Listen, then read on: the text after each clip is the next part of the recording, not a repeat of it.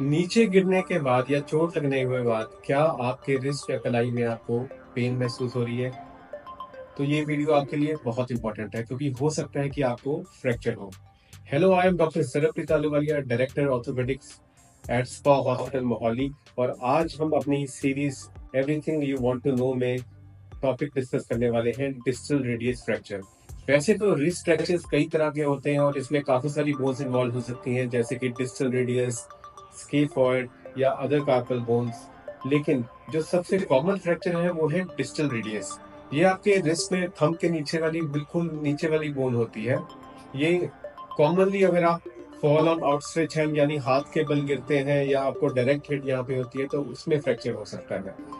इसकी other category है osteoporotic fractures की। एल्डरली पेशेंट्स वो बिना गिरे या हल्का गिरने से भी उनके यहाँ पे कई बार फ्रैक्चर हो जाता है because of very weak osteoporotic bones.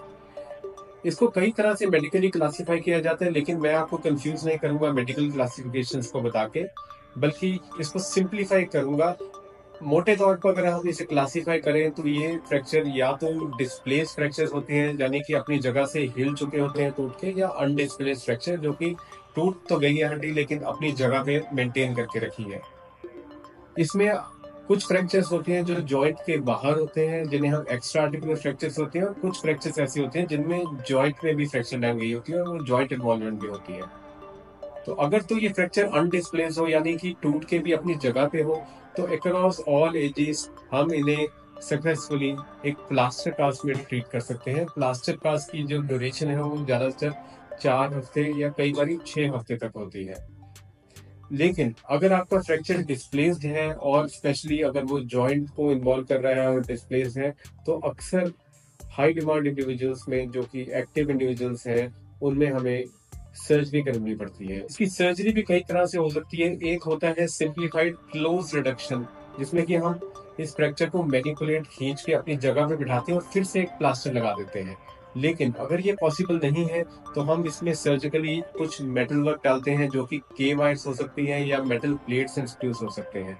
इसका पर्पस यही है कि हर फ्रेगमेंट जो कि टूटा हुआ है, ब्रोकन पीसेस है, उनको एक अपनी जगह पे वापस लाना और उस जगह पे उस प्लेट और मेटल वर्क से रोक के रखना जब तक कि वो फ्रैक्चर जुड़ नहीं जाता। आजकल के जो इम्प्लांट्स आए वो इतने लो प्रोफाइल और थिन है, जिससे कि आपको वो निकलवाने की जरूरत नहीं पड़ती, बिकॉज आप उसे फील भी नहीं कर सकते, तो वो लाइफ लॉन्ग आपको सेकंड सर्जरी की जरूरत नहीं पड़ती। लेकिन कुछ केसेस में अगर वो मेटल वर्क प्रोमिनेंट है तो आपको निकलवाने भी पड़ सकते हैं। तो अगर आपको ऐसी इंजरी हुई है और आपको पेन हो रही है अपने रिस्ट पे, तो अपने सिम्टम्स इग्नोर मत कीजिए। आपको चाहिए अपने ऑर्थोपेडिक डॉक्टर को दिखाने की, तो आपको ठीक ट्रीटमेंट एक राइट टाइम पे शुरू की जा सके। Thank you.